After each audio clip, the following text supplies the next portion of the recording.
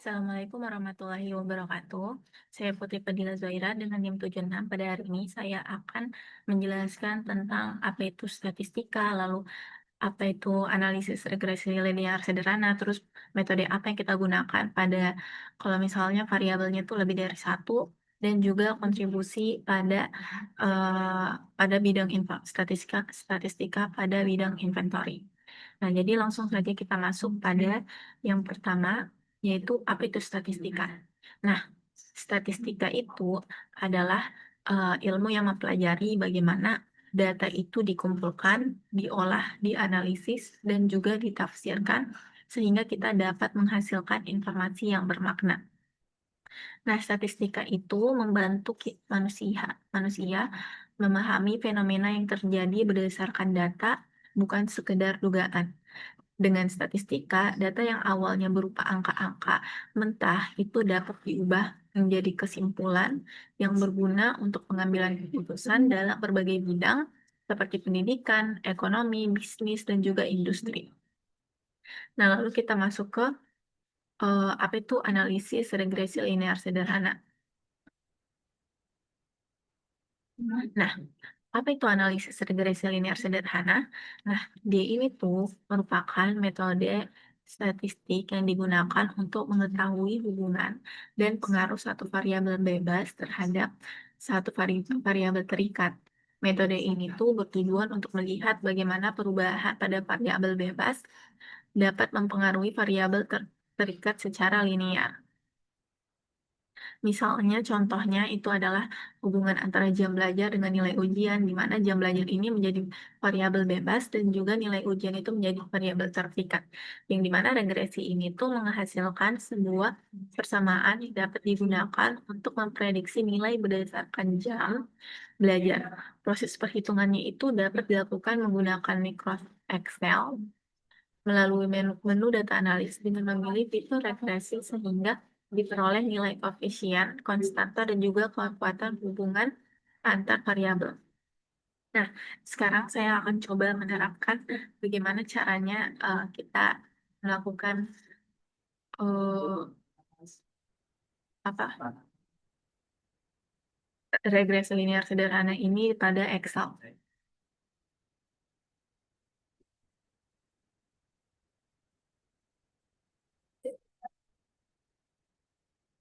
Oke, jadi sekarang saya akan menunjukkan bagaimana caranya kita melakukan analisis regresi linear sederhana menggunakan data analis eh,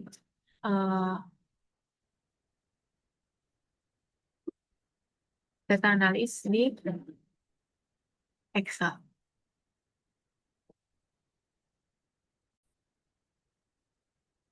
Oke, jadi kita akan menganalisis bagaimana pengaruh diskon terhadap harga merchandise K-pop dari judul kita yang kemarin. Oke, pertama kita ke data, terus kita pencet data analis. Nah, di sini kita itu mau eh,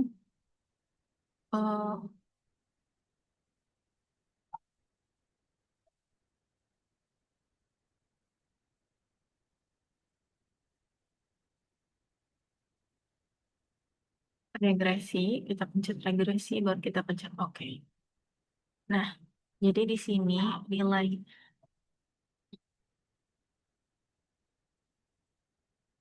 coba kita lihat dulu, X-nya itu diskon.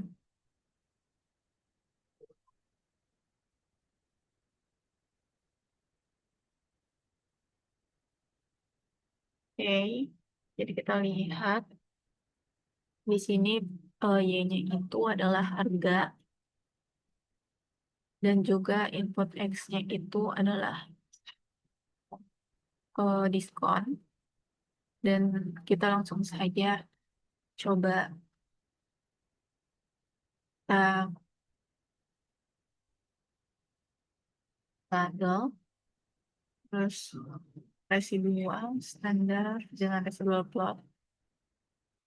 Kita checklist semua. Lalu kita langsung aja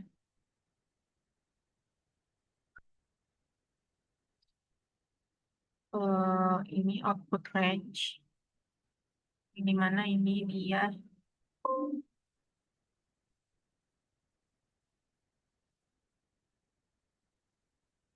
Oke, terus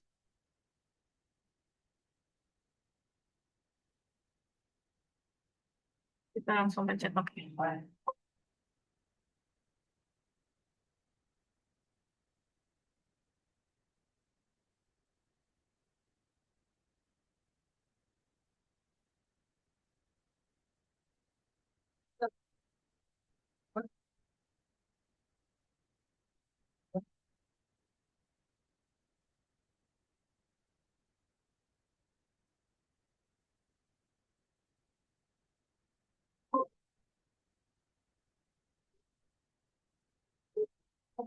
Sabar. Mau kita lihat dulu.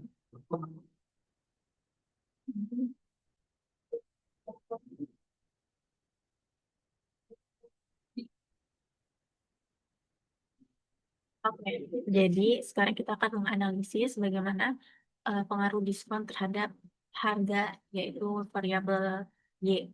Nah, jadi yang pertama itu kita uh, data analis dulu ini. Kalian harus siapkan memang di add-ins-nya nanti.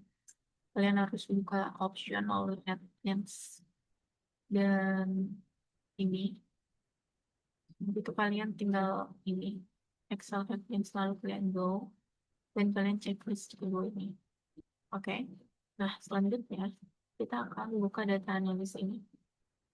Kita buka lalu kita pilih regression. Nah, lalu kita pencet OK. Lalu, nah di sini dilihat ini sudah saya masukkan datanya. Nah, tapi di sini cara kalian masukkan itu seperti ini ya guys, teman-teman. Caranya itu pertama-tama kalian blok semua ini. Coba ini buka simpan.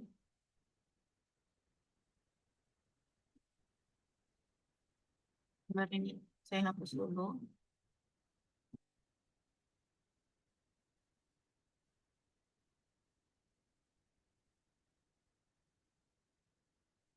Oke.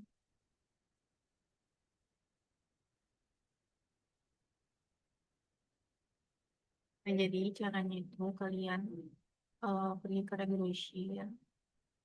Habis itu kalian hapus terlebih dahulu. Nah, kalian pilih yang mana? Yang mana ininya kalian ini apa namanya? eh variabel-variabel kalian blok. Nah, ini Pak untuk variabel Y. Nah, oke sahabat ini semua.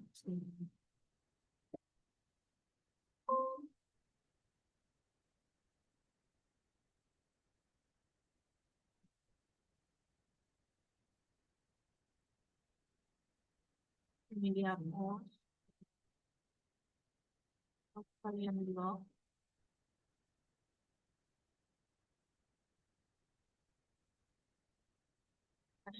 Jadinya dia sudah tercantumkan secara otomatis. Nah,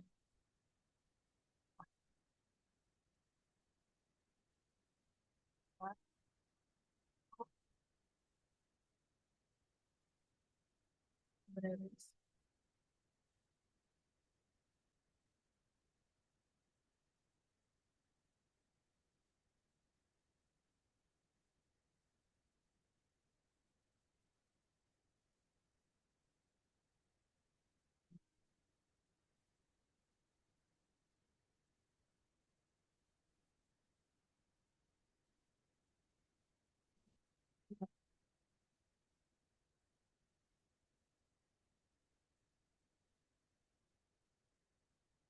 di sini dia.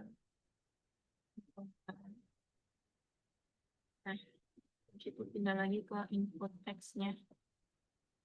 Di sini input text-nya itu ini harga diskon. Nah, kalau udah, kalian itu tadi jangan centang yang label ini, karena kalau misalnya kalian centang yang label, ini nanti bakal terikut juga.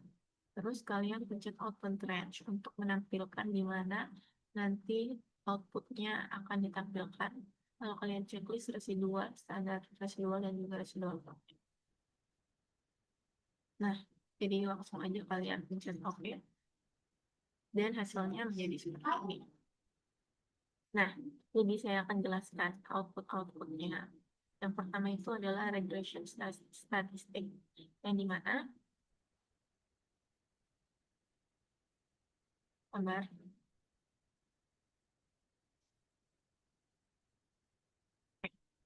Nah, jadi yang pertama ini kita lihat multiplier-nya itu adalah 0,99 seterusnya sampai 7, yang dimana ini tuh adalah korelasi antara X dan Y, dan juga nilainya ini tuh mendekati 1, yang dimana hubungannya itu sangat kuat dan juga positif.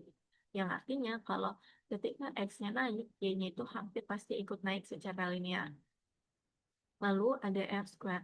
R square-nya ini tuh dia itu nilainya 0,99 sampai 41, yang dimana variasi Y ini dijelaskan oleh X. Dan hampir seluruh perubahan Y ini dijelaskan oleh model. Nah, dalam dunia nyata, nilai setinggi ini tuh sangat jarang, kecuali kalau misalnya data hasilnya itu simulasi, atau ada hubungan fisika atau matematika langsung, atau ada risiko data leakage. Lalu ada adjusted R-square, yang dimana dia ini tuh nilainya 0,994, yang dimana ini tuh sudah disesuaikan dengan jumlah variabel, di sini cuma 1X. Nah, lalu hampir sama dengan R kuadrat. Tidak ada penalti kompleksitas, modelnya ini memang sudah pas. Lalu ada standar error, yang dimana nilainya itu 0,035, yang dimana ini adalah rata-rata kesalahan prediksi model. Artinya prediksi Y ini tuh meleset sekitar 0,35 satuan, yang dimana ini tuh sangat kecil, menunjukkan model ini sangat presisi. Lalu ada observation-nya, ini tuh adalah jumlah datanya itu ada 100. Ya, habis itu dari 100. Nah, lalu kita lihat di ANOVA-nya. Ini adalah uji signifikansi modelnya, yang dimana nilai F pada ANOVA ini yaitu senilai 165 tambah 09. Dan dimana nilai F ini tuh sangat besar, yang menguji apakah model ini tuh lebih baik daripada model tanpa X. Lalu kita lihat di sini signifikansi F-nya itu sama dengan 0. Yang dimana secara statistik p-value-nya ini tuh kurang dari 0,0001, yang artinya model ini tuh signifikan secara keseluruhan. Yang dengan kata lain, X ini tuh benar-benar berpengaruh terhadap Y. Lalu kita lihat di sini residual SS-nya, yaitu 0,120, yang dimana total kesalahan model ini sangat kecil dibandingkan dengan total variasi datanya, yaitu 2,0 2,020,515, yang dimana ini konsisten dengan R pangkat 2 sama dengan 1.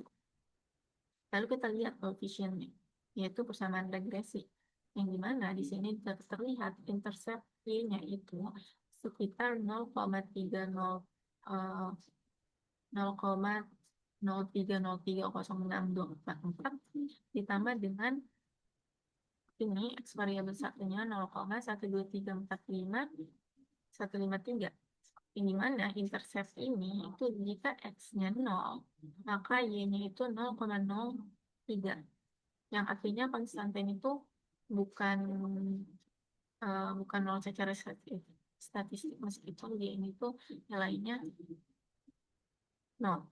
Lalu koefisien X-nya di sini dilihat setiap kenaikan 1 unit X, maka Y-nya itu naik 0,12345 unit, dan sangat signifikan p-value-nya itu adalah 0. Lalu dilihat di sini test nya itu 40,601, yang dimana ini tuh dia sangat besar, yang menandakan pengaruh X terhadap Y itu sangat kuat dan hampir tidak ada noise.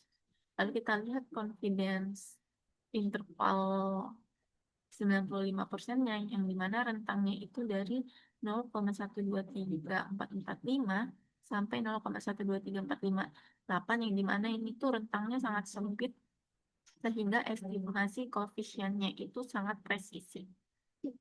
Nah, jadi kesimpulan Lalu ini adalah residual outputnya. Ada observation, predicted y-nya, residual, dan juga standar residualnya.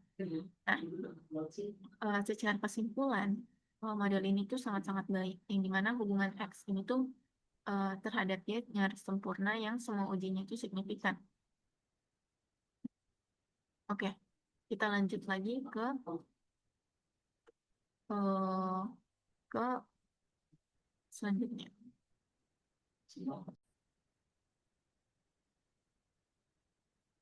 Oke, selanjutnya kita masuk ke metode untuk mengetahui fenomena mana yang sebuah variabelnya itu dipengaruhi dua atau lebih variabel dalam metode statistika.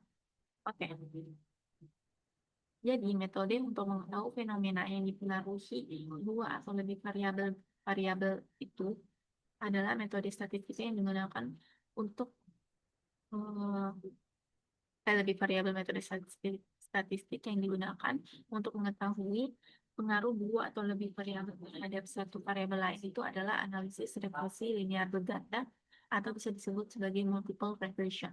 Yang dimana regresi linear berganda ini yaitu memungkinkan peneliti menganalisis kontribusi masing-masing variabel bebas secara bersamaan terhadap variabel terdekat. Misalnya, nilai ujian mahasiswa itu dipengaruhi oleh jam belajar dan kehadiran. Dengan menggunakan regresi berganda di Microsoft Excel, pengguna itu dapat memasukkan lebih dari satu variabel bebas dan memperoleh hasil berupa koefisien masing-masing variabel. Sehingga kita itu dapat mengetahui variabel mana yang paling berpengaruh dan seberapa besar pengaruhnya. Oke, jadi kita langsung aja coba di eh, Excel bagaimana caranya. Ini bagaimana itu regresi linear sederhana itu diterapkan. Oke, jadi di multiple regression sederhana kita itu akan menggunakan lebih dari satu variabel X. Nah, kalau misalnya tadi yang regresi linear sederhana kita hanya menggunakan satu X, yaitu diskon price. Sekarang di sini kita akan menggunakan lebih dari satu variabel X dan saya itu menambahkan variabel is sold out yaitu keterangan sudah terjual dan juga vendor yaitu vendornya apa. Dan dia itu terbagi menjadi angka biner dan juga angka satu. Angka 0 dan angka satu. Nah, jadi di sini saya cuma ambil 31 data saja karena data saya yang 100 data itu sepertinya sudah terhapus, jadi kita langsung pakai saja yang 31 data ini untuk melihat bagaimana proses analisis regresi linear berganda. Kalau misalnya ya ini lebih dari satu variabel X. Oke, jadi kita langsung saja ke data, kita pencet data, lalu kita data analis. Nah, oke. Nah, di sini kalian bisa lihat kalau misalnya si inputnya range-nya ini kan ada di si A. Jadi kita ubah dulu ini. Gimana caranya? Yang itu dia dari angka 2 sampai angka 32. Jadi di sini kita ubah.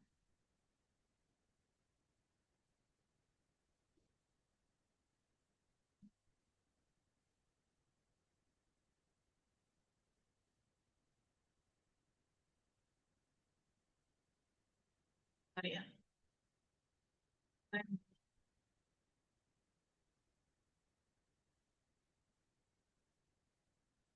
Oke. Terus yang ini kalian hapus. Terus kemudian blok semuanya ini.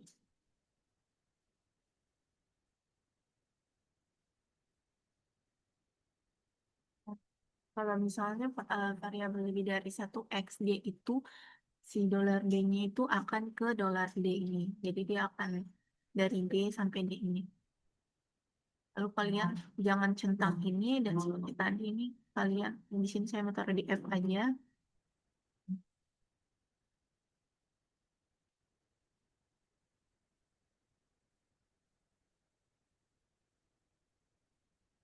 Kita taruh di F.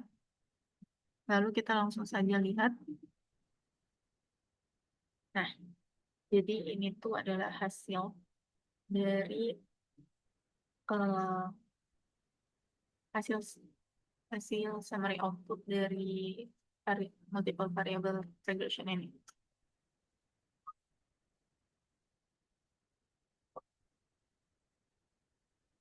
Ini sini kita tekan dulu.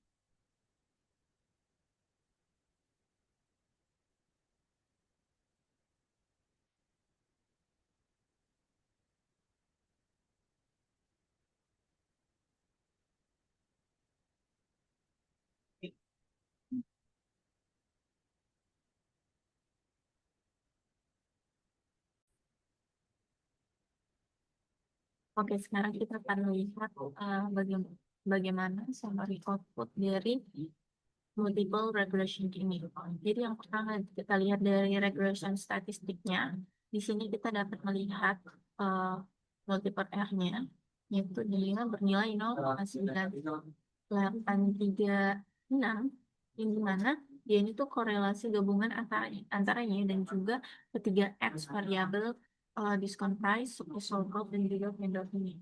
Nah, nilai ini tuh sangat kuat, tapi masih realistis. Berbeda dengan kasus regresi linear sederhana sebelumnya yang hampir mendekati angka 1 yang artinya sempurna. Nah, ini tuh angka yang masuk akal untuk data nyata. Lalu kita lihat di sini R square yang bernilai 0,9674. Di sini artinya variasi Y ini dijelaskan oleh X1, X2, dan juga X3. Sisanya itu dijelaskan faktor lain yaitu error. Model ini tuh sangat baik dan tidak mencurigakan.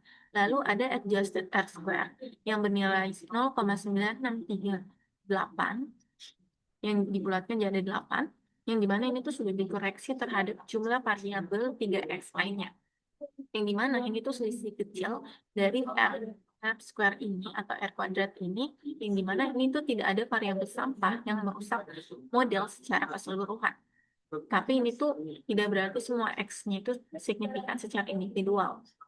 Lalu kita dapat lihat di sini standar error-nya bernilai 273,9, yang dimana ini tuh rata-rata kesalahan prediksi sekitar 274 kurang lebih satuan Y, dan observasinya itu bernilai 31.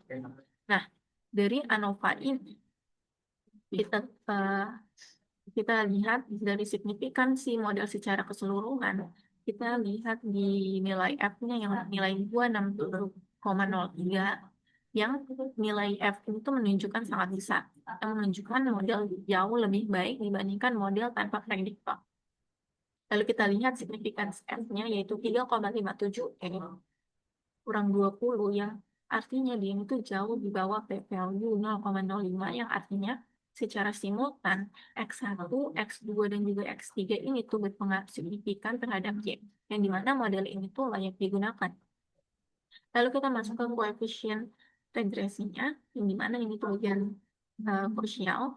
Yang pertama itu adalah minus nilai intercept-nya atau nilai Y-nya itu adalah 1613,890. Ini. Nah, lalu ada juga intercept tiap variabelnya, yaitu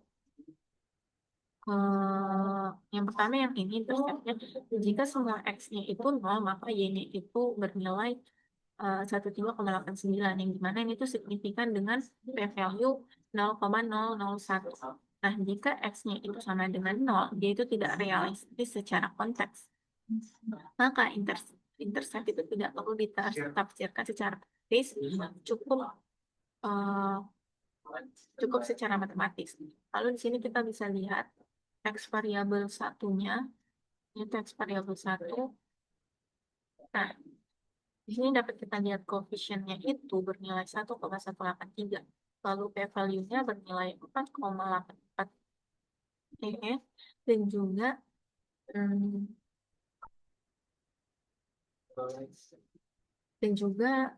rentang 95%-nya itu dari 1,05 sampai 1,30. Yang dimana ini tuh setiap kenaikan 1 unit X1 itu akan meningkatkan Y sebesar 1,18 kurang lebih, dengan asumsi variabel lainnya itu konstan. Yang dimana ini tuh signifikan dan stabil dan variabel paling kuat secara statistik. Nah, lalu di variabel kedua, di sini tuh masalah utamanya karena di coefficient itu kan 17,32, lalu P value-nya itu 0,876, dan 95%-nya itu dia melewati 0, yaitu minus 209 sampai dengan 243. Nah, artinya ini tuh dia tidak signifikan, pengaruhnya itu tidak dapat dibedakan dari nol, dan bisa jadi ini tuh tidak relevan, multikolinearitas dan juga variasi tinggi karena data sedikit. Nah, dia itu secara ilmiah X2 ini tuh tidak berpengaruh signifikan terhadap Y secara parsial. Yang dimana ini tuh variabel yang layak dipertimbangkan untuk eliminasi. Lalu ada X variabel 3. Nah, di sini tuh kok koefisiennya itu bernilai 1462,856, yang dimana P value-nya itu bernilai 9,13 dan juga rentangnya itu dari 1223 sampai 1702, yang dimana dia ini tuh kenaikan satu unitnya itu akan meningkatkan di sekitar 1462 unit, yang artinya ini tuh sangat signifikan dan efeknya itu besar. Dan variabel dominan kedua setelah X2. Nah, lalu kita lihat di sini residual outputnya rentang sekitar 105 sampai sini, itu dia tidak ada outliner ekstrem, lalu asumsi normalitas residualnya juga itu relatif aman. Yang dimana model regresi ini tuh sangat baik, lalu pangkat 2-nya juga itu tinggi dan realistis, uji F-nya itu signifikan, dan juga X1 dan X3-nya itu signifikan kuat. Hanya saja X2-nya itu tidak signifikan dan juga ya. Nah, di sini seperti ini grafik X variabel 1, lalu ini di variabel 2, dan juga yang ini tuh variabel 3. Oke, kita lanjut lagi ke nomor selanjutnya.